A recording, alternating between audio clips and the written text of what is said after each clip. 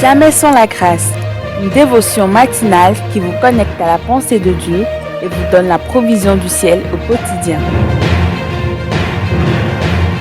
Bonjour chers amis, chers internautes, nouvelle journée, nouvelle provision, bienvenue dans cette deuxième dévotion de cette semaine, que le Seigneur vous bénisse. Merci pour vos encouragements également. Et ce matin, j'aimerais nous encourager aussi à partager cette dévotion autour de nous, à faire connaître la parole de Dieu à nos amis, à nos camarades, à nos collègues, à nos familles, partout. Si ces messages vous font du bien, nous vous encourageons à les partager autour de vous. Et si vous n'êtes pas abonné à notre chaîne YouTube, nous vous rappelons qu'il y a beaucoup d'autres choses qui sont en train d'être préparées, qui vont arriver dans les prochains jours, mais par le biais de notre chaîne YouTube. Alors, nous vous encourageons juste à vous abonner à notre chaîne YouTube pour ne rien rater de nos publications prochaines. Amen. Alors, ce matin, nous continuons notre pensée et, comme annoncé, discuté un peu la semaine dernière, nous voulons juste continuer un peu avec l'école de la grâce de Dieu.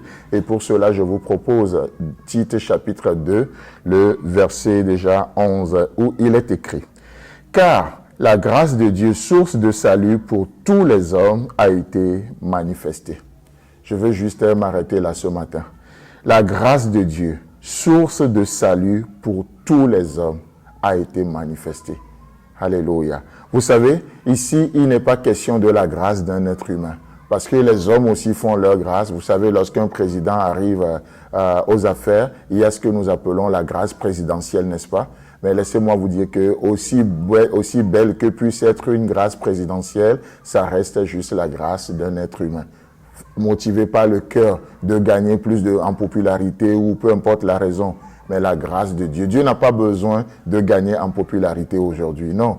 Non. Que nous le reconnaissons comme Dieu ou pas, il reste Dieu. Et la Bible nous dit même que pendant le déluge, l'Éternel était assis sur son trône. Il n'y a rien qui peut le détrôner. La grâce de Dieu. Je vous parle de la grâce de Dieu. Il est dit ici que c'est la source de salut pour tous les hommes. Chers frères et sœurs en Christ, chers amis, chers internautes, si Dieu ne manifeste pas sa grâce envers vous aujourd'hui, vous ne pouvez pas être sauvés.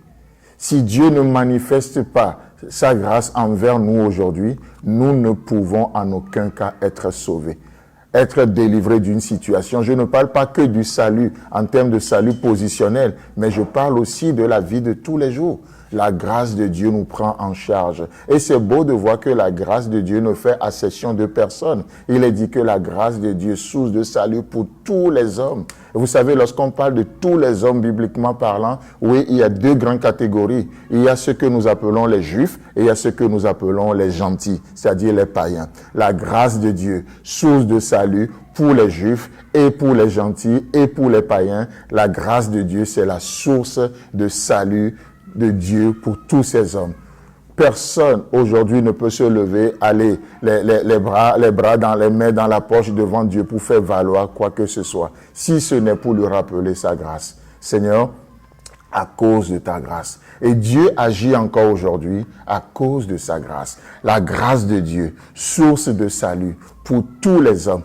Pour tous les hommes. La deuxième chose que nous voyons dans ce passage, c'est que quand il est question de tous les hommes, il faut que nous remontons un peu au verset d'avant. Déjà jusqu'au premier verset de ce chapitre 2, nous voyons la liste de quoi il est question quand il est parlé de la grâce de Dieu, source de salut pour tous les hommes. Déjà le verset 2 nous parle de la grâce de Dieu pour les vieillards. Peut-être dans les jours à venir, on va parler un peu de ça. Les vieillards. Dans le verset 3, nous voyons la grâce de Dieu pour les femmes âgées. Dans le verset 4, nous voyons la grâce de Dieu pour les jeunes femmes. Dans le verset 5, nous voyons la grâce de Dieu pour les hommes mariés, pour les maris. Dans le verset 6, nous voyons la grâce de Dieu pour les jeunes. Dans le verset 9, nous voyons la grâce de Dieu pour les serviteurs. Dans le même verset 9, nous voyons la grâce de Dieu pour les maîtres. Waouh! En dehors de la grâce de Dieu, ni les vieillards, ni les femmes âgées, ni les jeunes hommes, ni les jeunes femmes, ni les maris, ni les jeunes hommes, ni les serviteurs, ni les maîtres, personne ne peut quoi que ce soit. La grâce de Dieu, aujourd'hui, décide de te prendre en charge. Oh, c'est pourquoi ce matin, une chose que nous pouvons faire valoir devant Dieu, comme je le disais tantôt, c'est d'aller devant Dieu et de dire, Seigneur, par ta grâce, soutiens-moi encore aujourd'hui. Par ta grâce, fais-moi faire un pas de plus encore aujourd'hui. Par ta grâce, renouvelle mes forces aujourd'hui. Par ta grâce, Seigneur, amène-moi à atteindre cette montagne que je ne peux atteindre. Seigneur, la grâce de Dieu, par ta grâce, par ta grâce. Et je prie que cette grâce se manifeste aujourd'hui dans ta vie, dans ta famille, dans la vie de tes enfants et dans tout ce que tu entreprends. Pourquoi? Parce que la grâce de Dieu, c'est la source de salut. Que Dieu te bénisse et si Christ tarde à venir, on se retrouve demain. Si vous avez aimé cette émission, parlez-en à vos amis. Parlez-leur du message de la grâce et de ce qu'il fait dans vos vies. Pour un sujet de prière, une question ou pour devenir partenaire, contactez-nous au 00229 94 75 80 20. Que Dieu vous bénisse et à la prochaine. En attendant, pensez avec Dieu.